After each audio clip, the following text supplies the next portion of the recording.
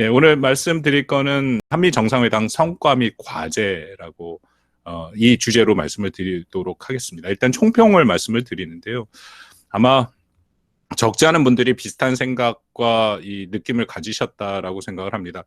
굉장히 놀랐습니다, 사실은. 이 발표문을 보면서 공동성명의 발표가 나오는 것 보면서 상당히 놀랐습니다. 왜냐하면 이렇게 나올 거라고 전혀 예상을 하지 못했습니다. 뭐 여러분 잘 아시겠지만 현재 문재인 정부가 이른바 전략적 모호성 혹은 초월적 외교라는 입장으로 미국과 중국 사이에서 어떤 편을 확실히 들지 않는 그런 입장을 계속 갖고 가지 않았습니까? 근데 이번에 한미 정상회담에서 나온 그런 공동성명과 그 부속 또 설명서까지 보면은 사실상 미국과 가치, 규범, 제도를 공유했다라고 평가를 해도 크게 무리가 아닌 그런 수준의 이런 발표가 됐습니다. 합의가 이루어진 것이죠. 그리고 사실상 바이든 행정부의 반중 전선에 동참을 했다라고 역시 평가를 해도 크게 무리는 아니다라고 생각을 합니다. 그런데 말씀드린 것처럼 뭐 이 이후에 벌써 시간이 좀 지났습니다만 그렇다고 이 문재인 정부가 대중 정책을 바꿨느냐? 말씀드린 미국과 중국 사이의 전략적 모호성을 이제 포기하고 미국과 함께 가는 외교 정책의 패러다임을 변화했느냐? 근데 그런 모습은 또 전혀 아니다라고 판단이 되거든요. 이것은 뭐 저 혼자만의 생각은 아니고 그 이후에 정부의 고위 당국자들이 언론에서 나와서 계속 하는 얘기들을 보면 뭐 기존의 입장에서 변한 것은 없다라는 것이죠. 뭐 중국을 특정해서 공격하는 것은 아니고 또 뭐 일부 당국자는 심지어는 정상회담에 중국이라는 표현이 없기 때문에 중국이 그것에 대해서 뭐 기뻐할 것이다라고 뭐 기뻐는 아니고 그것을 반길 것이다라고까지 얘기를 한 그런 상황인데 뭐 중국은 내정 간섭이다라는 입장을 분명히 밝혔지 않습니까? 그런 상황이기 때문에 저한테는 굉장히 큰 질문이 생기더라고요. 도대체 어떻게 이런 결과가 나왔을 것인가? 뭐 제가 사실은 틀렸습니다. 그 한미 정상회담 하기 한 2주 전쯤에 시론을 썼는데 시론에서 전망을 하기를 굉장히 좀 우려하는 전망을 썼거든요. 결국은 바로 전에 있었던 미일 정상회담과는 상당히 비교가 되는 한미 정상회담이 나올 가능성이 크다. 그렇다면 앞으로의 동맹이 우려가 된다라는 게 저의 기본적인 그 입장이고 주장이었습니다. 근데 제가 틀렸죠. 그러니까 왜 틀렸는가? 뭐 저 틀린 것은 상관없는데 어디서 잘못 읽었는가를 다시 한번 생각해 볼 필요는 분명히 있다라고 판단을 했습니다. 그래서 최근에 제가 뭐 한 글 작업을 한 게 하나 있는데요. 제 결론은 결론부터 말씀을 드리면 이번 한미 정상회담의 이런 결과는 바이든 행정부의 굉장히 정교하고 섬세한 접근, 뭐 이걸 어저께 그 토론에서는 이 가랑비에 옷 젖는다라고 뭐 그런 어떤 다른 연구자가 얘기했는데 저는 소낙비에 옷이 젖었다라는 생각이 들 정도로 굉장히 섬세한 접근을 잘 준비된 접근을 했다 미국이라는 것이고요. 더불어서 현재 우리 정부 문재인 정부가 북한을 우선하는 것은 뭐 잘 알려진 사실이니까 앞으로 남북 관계를 어떻게든지 돌파해 보겠다라는 그런 우선순위로 인해서 상당 부분을 양보했다. 그러니까 두 가지가 결합해서 이런 결론이 나왔다라고 저는 일단 판단을 했습니다. 그럼 정상회담 이 배경을 말씀드리면 제가 뭐 이전부터 약간 예상은 하고 있었는데 이 준비 과정에서 뭐 외교부 당국자들이랑 얘기할 기회가 좀 있었습니다. 근데 외교부 당국자들이 굉장히 걱정을 많이 하더라고요. 준비하는 사람들이. 그 이유는 그 전달에 있었던 미일 정상회담이 워낙 뭐 방대한 양과 사실상 뭐 완전히 동조화가 되는 미국과 일본이 동조화가 되는 그런 모습들이 등장을 했고 그리고 뭐 52년 만에 처음에 대만 얘기까지 나왔고 그것은 일본 내에서도 적지 않은 비판의 목소리가 들릴 정도로 스가 정부가 완전히 미국과 함께 가는 그런 모습을 보였기 때문에 한국 정부로서는 굉장히 큰 부담이 될 수밖에 없다라는 게 외교부 당국자들이 그냥 사석에서 하는 얘기들이더라고요. 뭐 좀 거친 표현을 해서 일본이 너무 나가서 지금 힘들다라는 그런 얘기들을 좀 전해 들었는데요. 뭐 당연히 그것은 어떻게 보면 한미 동맹 차원에서는 긍정적인 효과를 갖고 왔고 또 이번 이 정상회담에 뭐 저는 개인적으로 굉장히 중요하고 잘된 회담이다. 그 결과를 놓고 합의를 놓고 드리는 말씀입니다만 그 평가를 하면 잘됐다라고 평가를 하는데 거기에 중요한 영향을 줬다라고 생각을 합니다. 단순 비교를 해봤습니다. 이거는 뭐 비교를 해보고 싶은 생각이 많이 있었고요. 미일 공동성명에 나타난 이 글자 숫자를 보면 14,000자인데 한미 정상회담은 17,000자. 어쩔 수 없이 우리 한국은 늘 일본과 비교를 하지 않습니까? 그러니까 이게 3,000자 이상 더 많았다라는 거고요. 공동성명 설명 자료가 그러니까 영어로 팩트시트로 따로 나왔는데 거기에서는 훨씬 한미 설명 자료가 더 많았다라는 거죠. 나름대로 의미가 있습니다. 이렇게 성명이 길고 또 설명 자료가 많이 나왔다는 것은 그만큼 풍성한 내용이 그 안에 들어갔다라고 볼 여지도 있습니다. 그리고 특히 일본이 앞서 갔는데 그것은 제가 좀 우려했던 것은 우려로 끝났고 사실상 한미 정상회담에서는 상당히 미일 정상회담을 넘어서는 그런 결과들을 상당 부분 도출했다라고 판단이 됩니다. 예, 뭐 일단은 그 대중 견제가 결국 핵심 내용이라고 생각이 됩니다. 뭐 백신 얘기가 나오긴 했는데 그것은 뭐 국내 정치적인 목적이 좀 크다라고 생각이 되고요. 대중 견제를 중심으로 말씀을 드리도록 하겠습니다. 처음에 공동성명에 나온 내용을 보면은 한미 간의 차이점을 명시합니다. 뭐 공동성명 많은 분들 보셨겠지만 첫 문장이 이렇게 시작하죠. 인도 태평양 지역에 대한 우리 각자의 접근법에 기반을 두고 있다. 그러니까 한미가 이 접근법에 대해서 100% 서로 동의하지 않았다라는 의미로 시작을 합니다. 그러면 각각의 입장이 이 안에 있다라는 거죠. 그런 내용들은 일부 확인이 되죠. 예를 들어서 뭐 국내 언론에서는 한국이 쿼드를 얘기한 것도 많이 나갔다라고 얘기를 하는데 저는 그렇게 읽히지는 않더라고요. 왜냐하면 여기 쓴 거를 보면 공동성명에 나온 내용을 보면 쿼드 등 개방적이고 투명하며 포용적인 지역 다자주의의 중요성을 인식한다. 이것은 정의용 외교부 장관이 계속 하는 얘기 중에 하나인데요. 이 쿼드라는 것은 사실은 포용적이지는 아니죠. 포용적이지는 않죠. 배타적이죠. 자유민주주의의 가치를 공유하는 국가가 모이겠다라는 거지 않습니까? 그렇기 때문에 시진핑 주석은 지난 4월 달 보아오 포럼에서 바로 이런 부분을 공격을 했습니다. 그래서 선택적 다자주의는 안 된다라는 거거든요. 그걸 바로 쿼드를 얘기한 것이고 그렇다면 우리 한미 정상회담에서 나온 이 포용적인 쿼드라는 것은 꼭 미국 편을 들었다라고 보기는 어려운 면이 있다. 그 중국의 입장을 반영한 것이다라고 저는 해석을 합니다.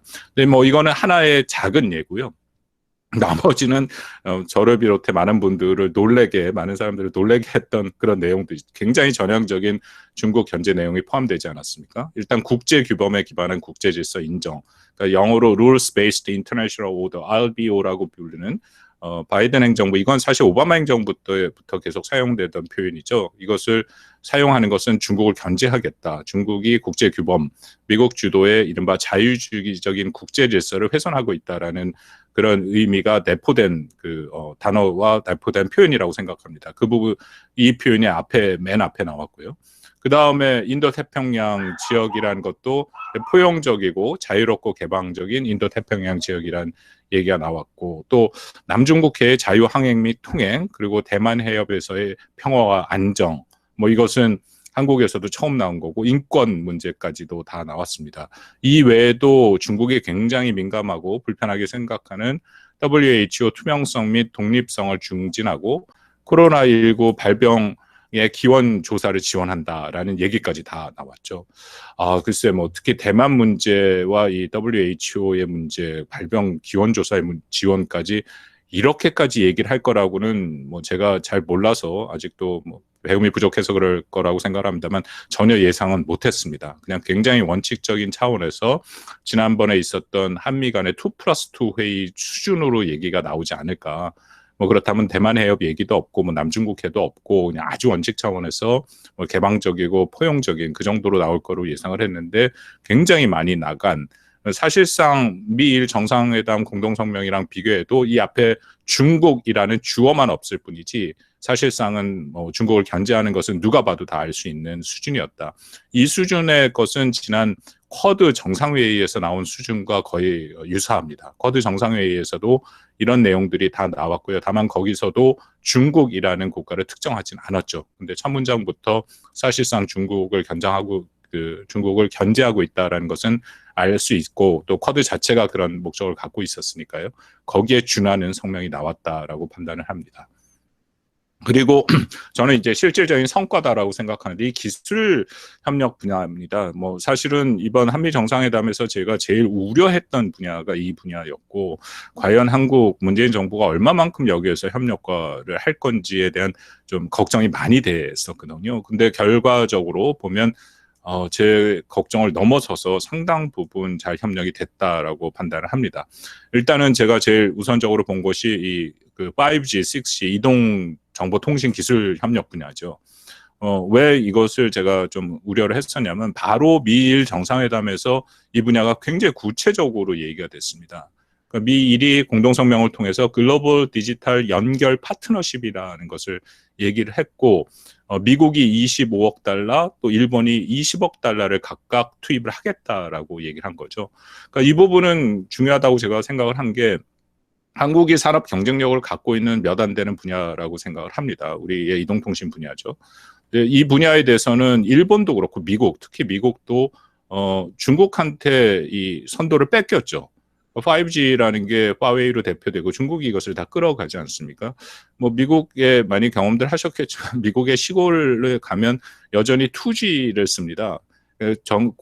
이 통계에서도 보면 30%가 아직도 2G를 미국에선 쓰고 있다라는 거죠. 그렇다면 미국이 당연히 이것에 대해서는 위기감을 느낄 것이고 그래서 5G를 넘어서는 6G로 가겠다라는 입장을 계속 표명을 했고요. 바이든 행정부 들어서서. 거기에 이제 핵심 국가 또 이 기술력이 있는 국가 한국과의 협력이 필요했다라는 판단을 한 거죠. 그래서 한국과 이번에 나온 걸 보면 이 이동통신 네트워크에 대한 경쟁력을 강화하겠다라고 얘기를 합니다. 영어로 이제 Beyond 5G라는 그런 프로젝트로 가는데 중요한 것은 여기에 미국이 25억 달러, 한국이 10억 달러를 투자하기로 했죠. 그래서 여기에 이제 구체적인 사업 중에 하나가 오픈 랜이 있습니다. 저도 이번에 배웠는데 오픈 랜이라는 것을 보니까 이거는 화웨이 기술을 대체하는 기술이라고 얘기를 하더라고요. 그래서 미국과 일본 그리고 한국. 근데 이게 또 재밌는 게 사실 말씀드린 미일의 글로벌 디지털 연결 파트너십이나 한미의 이 비욘드 5G나 둘 다 같습니다. 이 설명 자료를 보면 같은 얘기를 하고 있거든요. 그러니까 차세대 이동통신의 기술 표준을 만들겠다라는 선도에 가겠다라는 건데 이거를 한미일로 엮진 않았습니다. 그러니까 이거는 나중에 제가 말씀을 드리겠습니다. 미국이 굉장히 섬세하게 들어가는 거죠. 이걸 한미일로 엮으면 한일 간의 협력을 하는 것도 쉽지 않고 또 너무나도 노골적인 중국에 대한 견제의 모습이 되니까 한국과 일본이 각각 다 이것에 대해서 부담감을 가질 수 있다. 그렇기 때문에 그냥 양자 차원에서 접근을 한 그런 모습이 보입니다. 근데 중요한 것은 기술 표준 구축에 동참을 한다라는 겁니다. 제가 우려했던 것이 바로 이런 분야였는데요. 만약에 한국이 여기에 들어가지 않는다면 뭐 당연히 뭐 미국과 일본 또 유럽의 국가들을 중심으로 해서 기술 표준을 끌어갈 거고 그렇다면 한국은 후발 주자로서 이 기술 표준에서 뒤떨어질 수밖에 없다. 뭐 이거는 너무나도 많은 사례들이 있지 않습니까? 뭐 제 세대 때는 가장 생각나는 사례가 그 비디오 테이프를 VHS를 쓰냐, VHS를 쓰냐, 베타를 쓰느냐. 요즘 친구들한테 그런 얘기를 하면 잘 이해를 못하는 되고요. 요즘은 이제 안드로이드를 쓰느냐, 애플을 쓰느냐, 뭐 그런 상황이겠죠. 그만큼 기술 표준을 누가 선도하느냐라는 것은 매우 중요한데 이것은 한국의 산업 경쟁력을 잃을 수도 있다라는 생각이 들고 또 하나는 저는 일본이 굉장히 이 부분에서 영리하게 접근을 했다라는 생각을 합니다. 이동통신 쪽에서도 한국보다 산업 경쟁력이 밀리고 있죠. 그렇기 때문에 일본은 미국과 함께 이 부분에 대해서 먼저 치고 가겠다라는 생각을 하고 있었습니다. 그래서 이것을 한국 정부가 잘 해야 된다라고 생각을 했는데 다행히도 이 부분에 이렇게 예산까지 투입돼서 같이 하기로 했던 것은 매우 잘한 결정이었다라고 생각을 합니다. 한 가지 더 덧붙여서 말씀을 드리면 뭐 미국과 중국 사이에 이런 또 산업 기술을 앞에 두고 서로 간에 가장 첨예하게 어떻게 보면 이 분야가 지금 제일 부딪히고 있는 분야죠. 근데 뭐 제가 판단하기에는 이 기술이라는 것조차도 이 가치 중립적이라고 생각지 않습니다. 이 가치가 당연히 안에 포함된다라고 생각이 되거든요. 그렇기 때문에 바이든 행정부가 끊임없이 기술 민주주의 대 기술 권위주의, 그러니까 기술 표준은 자유민주주의 국가가 써야지 권위주의 국가가 쓰도록 내버려 두지 않겠다라는 것이 바이든 대통령이 계속하는 얘기거든요. 뭐 사실 이 분야에서 중국을 얘기하는데 중국의 이런 기술 권위주의 체제는 훨씬 더 기술 개발에는 효과가 있는 것은 분명합니다. 그들은 뭐 개인의 프라이버시를 존중하지 않으니까 얼마든지 데이터를 모아서 정부가 주도로 끌어갈 수 있다라는 거죠. 지난 수십 년간 중국 정부가 그런 역할들을 했고 그런 모습을 보여왔고 그렇지만 한국을 비롯해 미국과 이 자유민주주의 국가에서는 그렇게 할 수 없지 않습니까?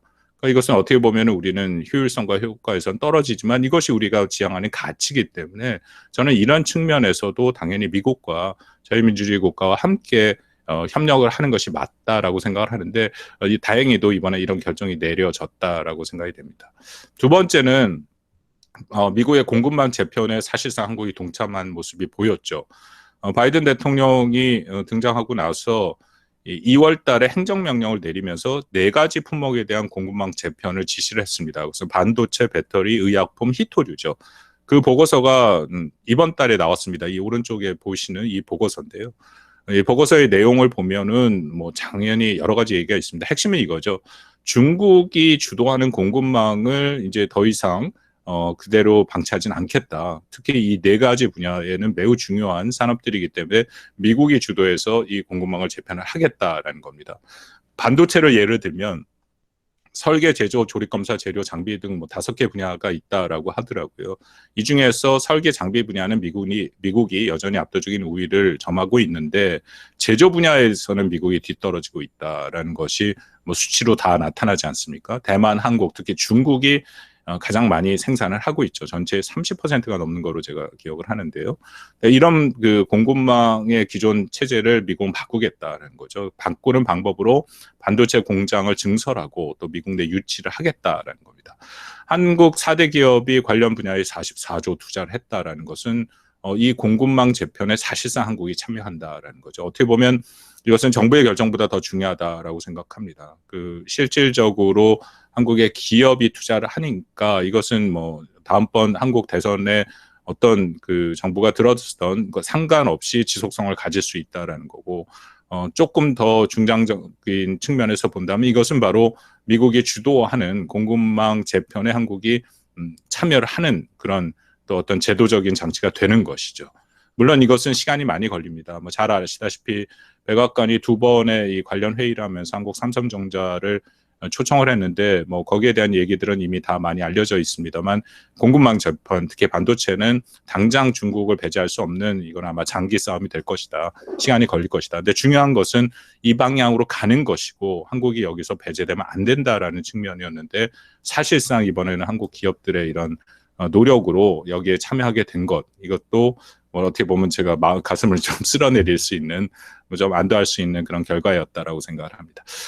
북핵 문제를 좀 말씀을 드리겠습니다. 뭐 이 분야에 대해서는 좀 놀라게 하는 게 적지 않게 있었죠. 근데 그 중에 확실한 것은 상당 부분 바이든 행정부가 문재인 정부의 입장을 수용을 하려고 노력을 했고, 근데 뭐 단순히 문재인 정부의 입장뿐만 아니라 북한을 좀 자극하지 않으면서 최대한 자극하지 않아서 협상 테이블로 끌어들이겠다라는 의지는 읽힙니다. 뭐 가장 대표적인 것 중에 하나가 북한 비핵화가 아닌 한반도 비핵화로 표현이 바뀌기 시작했다라는 거죠. 지난 쿼드 정상회의 또 미일 정상회담에서 나온 공동 성명들을 보면 북한 비핵화, 미일 정상회담 전에 2+2 회의였죠. 한국 2+2 회의에서는 안 나왔고 미일 2+2 회의에서 나왔는데 거기에는 북한 비핵화라는 표현을 분명히 썼습니다.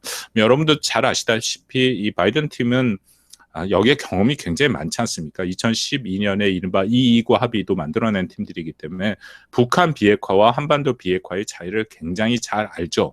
그래서 계속 북한 비핵화라는 표현을 썼다가 그래도 북한이 특히 지난 1월 8차 당대회 때 김정은이 직접 이 뭐 싱가포르 정상회담의 그 중요성을 인정을 한 발언이 나오고 그랬기 때문에 최소한도로 미국이 수용할 수 있는 수준 으로 입장을 바꾼 거라고 생각합니다. 그것은 이제 한반도 비핵화라는 표현을 쓰기 시작한 것이고, 그리고 싱가포르 공동성명에 대해서 얘기를 시작한 것이죠.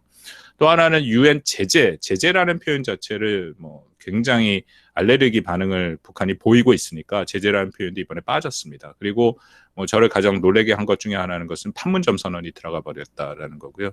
싱가포르도 공동성명이 들어갔다라는 겁니다. 근데 이것도 그 표현 자체가 좀 애매하게 돼 있습니다. 제가 여기 적어놓은 것처럼 기존의 뭐 남북 간 북미 간 약속에 기초한 외교의 대화다. 그렇다면 이것을 승계하겠다라는 입장인지 아니면 단순히 인정하겠다는 입장인지 해석에 따라서 굉장히 열려 있는 그렇게 좀 일부러 애매한 표현을 썼다라고 생각이 들고요.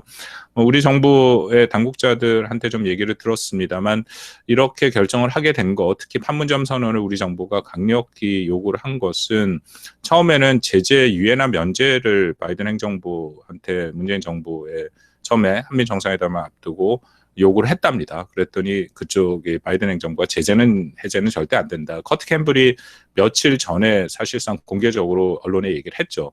그렇게 했더니 이제 문재인 정부에서는 돌파구를 마련을 해야 되니까 그러면 제재 우회를 할 수 있는 어떤 근거를 마련을 했으면 좋겠다 해서 결국 판문점 선언이 들어갔다라고 후일담을 들었습니다. 그러니까 이런 것을 양보를 했기 때문에 아까 말씀드린 중국에 대해서의 그런 수사적인 표현이긴 합니다만 굉장히 강경한 그런 목소리들이 나왔다라고 생각을 합니다. 근데 대부분 상징적인 수사고 구체적인 양보는 없었죠. 그러니까 북한이 뭐 계속해서 2019년 10월부터 뭐 그 당시 스톡홀름 북미 마지막 실무회담이 깨지면서부터 얘기했던 적대시 정책을 철회해라라는 얘기는 들어가 있지 않고요. 적대시 정책 철회에 대한 얘기는 없고 대화 재개 방식도 부재했고 인권 상황을 개선하기 위해 협력한다. 인권이라는 단어가 들어갔지 않습니까? 그리고 바이든 그 대통령의 기자회견들을 많이 보셨지만 글쎄 저도 뭐 실시간을 보면서 계속 이렇게 어떤 뉘앙스, 어떤 느낌이 들냐면 바이든 대통령이 굉장히 하고 싶은 얘기가 많은데 특히 기자들 질문에 북한에 관해서 질문을 받을 때 굉장히 말을 돌려 하더라고요. 그러니까 최대한 북한을 자극하지 않으려고 말을 돌려 하는 모습들이 계속 보였습니다. 그 결과로 나중에 바이든 대통령의 기자회견에서 마지막 질문 김정은을 만나겠냐라는 질문에 대한 답이 도대체 뭔가 할 정도로 이렇게 말을 돌려 조심하는 모습은 보였습니다. 미사일 지침 폐지는 이것도 저는 예상을 못했거든요. 왜냐하면 미사일 지침이라는 거는 뭐 많은 분들이 아시겠지만 2017년 현 정부 들어서서 사거리를 800km, 근데 탄두 중량을 무제한으로 해버렸습니다. 그렇다면 사실상 미사일 지침은 별 의미가 없거든요. 그러니까 미사일이라는 건 이른바 트레이드 오프 방식이 적용이 되기 때문에 탄두 중량을 줄이면 사거리가 늘어납니다. 예를 들어서 얼마 전에 우리가 시험 발사 성공을 한 현무4 탄도미사일 같은 경우에는 탄두 중량이 무려 2톤입니다. 보통 탄도미사일의 중량은 500kg 정도 되거든요. 2톤짜리를 800kg로 날렸다 하니까 그냥 500kg 보통의 탄도미사일로 하면 그가 2,500kg까지 날아갑니다. 그래서 2017년에 미사일 지침을 개정을 했을 때 사실상 지침을 폐지를 했고 다만 800kg라는 것을 상징적인 의미로 담아뒀습니다.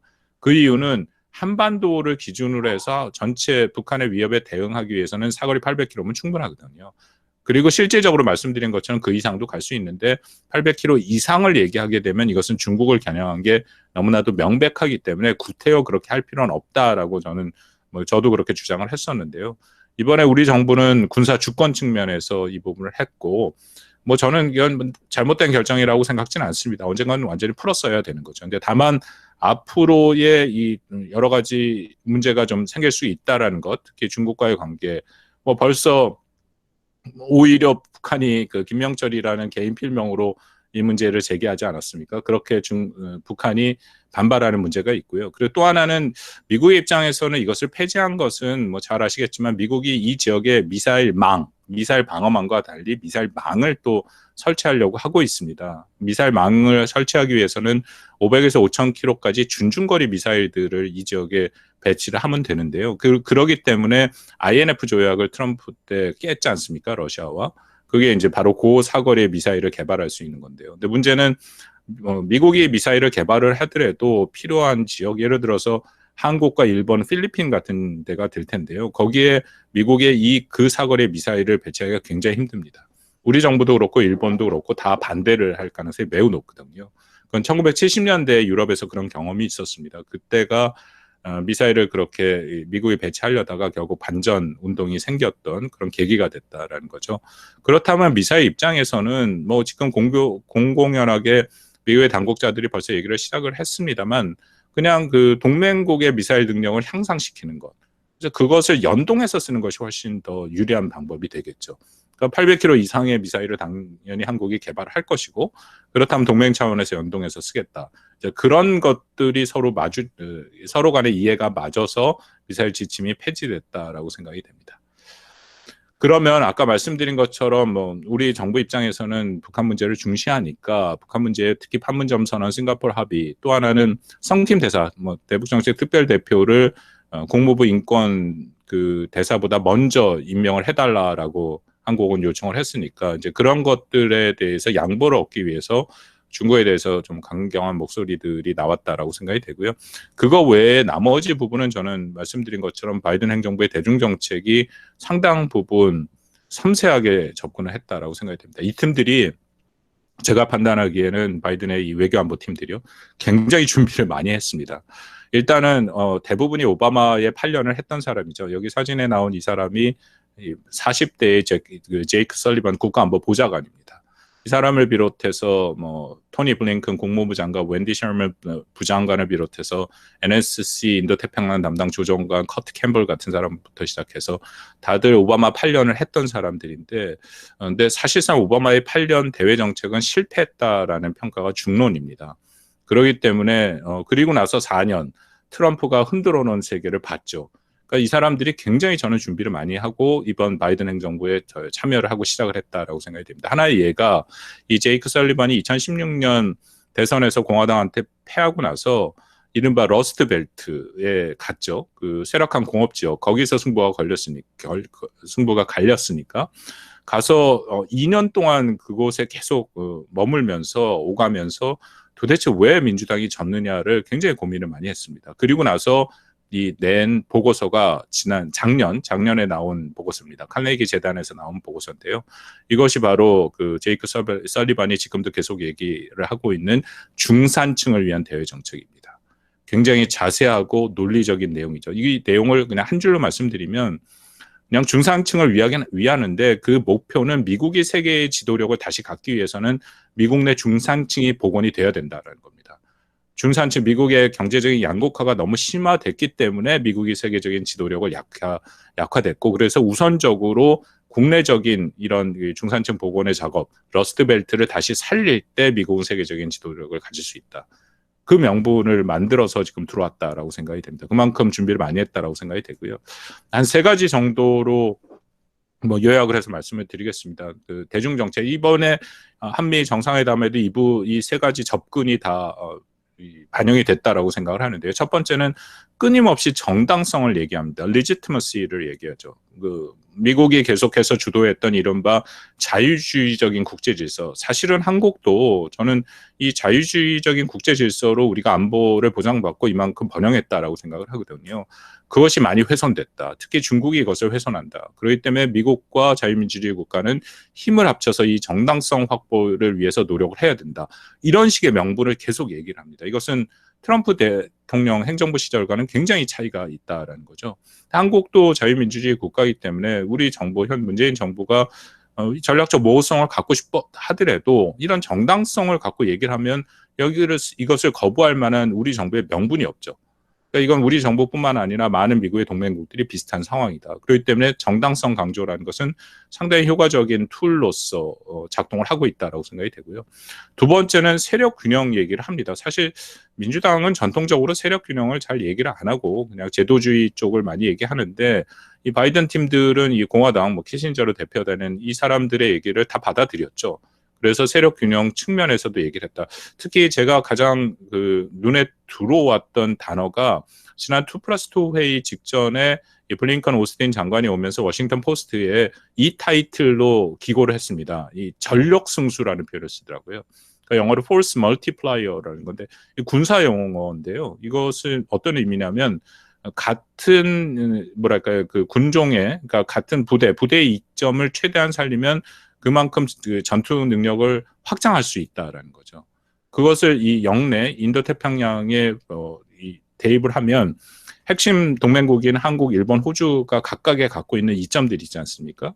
장점들. 그것을 최대한 살려서 세력균형 측면에서 미국 중심의 우위를 이끌어가겠다. 중국을 견제하겠다. 이건 세력균형 측면. 이런 부분들도 굉장히 준비를 해서 들어왔다라는 거고요. 세 번째, 이것이 저는 핵심이라고 생각을 하는데, 커트 캠블이 올 1월 달 미국 포린 어페어스에 쓴 내용입니다. 거기에 보면 이 비스포크라는 얘기가 나오더라고요. 제가 처음에 그걸 읽으면서 잘 이해를 못했는데 이번에 한미 정상회담을 복귀하면서 다시 읽으니까 그게 눈에 들어오더라고요. 맞춤형이라는 뜻이죠. 맞춤형. 그 자세히 읽어보니까 기존의 뭐 유엔이나 나토 같이 민주당 중심의 미국이 만들어 놨던 일종의 거대 제도는 잘 작동을 안 했다라는 겁니다. 그렇기 때문에 이 바이든 행정부는 훨씬 더 유연하게 이런 맞춤형, 의제별 맞춤형 협의체를 만들겠다. 그것은 소다자주의가 될 수도 있고 어떻게 보면 양자 관계가 될 수도 있고 그래서 실질적이고 기능적이고 영역 친화적인 비공식적인 접근을 하겠다라는 거죠. 이건 굉장히 효과적으로 이것도 작동을 했습니다. 그래서 아까 말씀드린 기술 분야 같은 경우에는 한국이 분명히 이해가 걸려 있으니까 그렇게 쌍무 간의 양자 간의 그런 것을 만들겠다. 그리고 이미 쿼드도 이것을 공식화하지 않겠다라고 분명히 입장을 밝혔습니다. 비공식으로 두고 밑에 다양한 협의체를 운영하면서 이렇게 유연성 있게 접근하겠다라는 거죠. 이게 이제 가량비에 옷을 젖는지 아니면 소나기에 옷을 젖는지 대부분의 그 미국 동맹국들이 이것을 깊이 인지하지 못하더라도 자국의 이익이 걸려 있으니까 들어가는 형태로 가겠다라는 거고 상당히 효과적으로 지금 작동을 하고 있습니다. 더불어서 뭐 이런 표현을 제가 뭐 만약에 비유를 쓴다면 이런 거죠. 이전에는 미국이 종합 선물 세트 같은 걸 다 만들어 놓고 그리고 사실상 안보와 그 경제 공공재를 다 제공했죠. 그러니까 종합 선물 세트를 주고 그 중에 뭐 들어와라라고 동맹국한테 얘기했다면 지금은 개별 상품을 준비해 놓고 이것을 비용을 내고 사라라는 거죠. 대신에 그만큼의 지분을 인정해 주겠다라는. 미국이 전반적으로 예전 같지 않은 것은 분명합니다. 그들의 여러 가지 능력이나 의지가 예전 같지 않죠. 1월 6일 날 의사당에 난입하는 것을 보면 입헌민주주의 국가로서 언덕 위에 등불이라고 불리던 미국에 그런 일이 발생했다라는 거 구조적인 어려움이 있다라고 보는데요. 바이든 행정부는 그걸 넘어서는 방법으로 이제 동맹국 우호국과 지분을 나눠서 세계를 끌어가겠다라는 거. 그 모습은 분명해 보입니다. 결론을 말씀을 드리겠습니다. 이게 다 접목이 됐다라고 생각이 됩니다. 아까 말씀드린 것처럼 자유민주주의 정체성 측면에서 한국이 거부하기 어렵고 세력균형 측면 그리고 비스포크 셋 다에서 한국이 미국의 접근 방식에 를 수용하는 모습이 드러났다라고 생각이 되고요. 과제 측면을 말씀을 드리겠습니다. 어떻게 되냐? 미중 간의 경쟁이 문제라고 생각을 하는데요. 뭐 굉장히 다양한 얘기들이 있습니다만 아주 원론 차원에서 말씀드리면 저는 이거는 장기 경쟁이 될 수밖에 없다라고 생각이 됩니다. 적어도 30년, 뭐 길게는 100년 전쟁이라고까지도 얘기를 하는데요. 근데 중요한 것은 지구적 리더십을 미국과 중국 누가 다시 확보하느냐. 미국의 입장에서는 다시 확보하는 게 될 거고 중국은 도전하는 입장이다라고 생각이 됩니다. 핵심은 미국과 중국 양국이 각각 내부적인 문제가 심각한 문제들이 좀 있죠. 그것을 어떻게 해결하느냐. 아까 말씀드린 것처럼 미국도 민주주의 경제 양극화 뭐 민주주의 기능 이상 경제 양극화의 문제가 분명히 있습니다. 그 문제를 해결을 할 수 있을지 부분도 사실 불투명한 부분이 있죠. 그렇지만 미국은 그것을 해결한다면 다시금 세계 지도국의 역할을 할 수 있다라는 것인데요. 반면에 중국은 저는 구조적인 한계가 분명히 있다라고 보입니다. 아무리 뭐 중국이 지금 자유무역을 얘기를 하고 그리고 포용적인 다자주의를 얘기하더라도 지난 홍콩에서 보여준 모습 또 대만을 위협하는 모습 기본적인 권위주의인 체제이기 때문에 다른 국가들의 자발적인 동의를 얻어내는 것은 저는 불가능하다고 생각합니다. 그렇다면 지구적 리더십 확보를 하는 것은 매우 제한될 수밖에 없다. 또 하나는 그렇다면 뭐 다 연결된 말씀입니다. 한국의 전략적 모성도 사실상 시효가 소멸되고 있는 이런 상황에서 우리는 어떻게 해야 되냐. 아까 모두에 말씀드린 것처럼 자유민주주의 국가로서의 우리의 정체성이 있지 않습니까?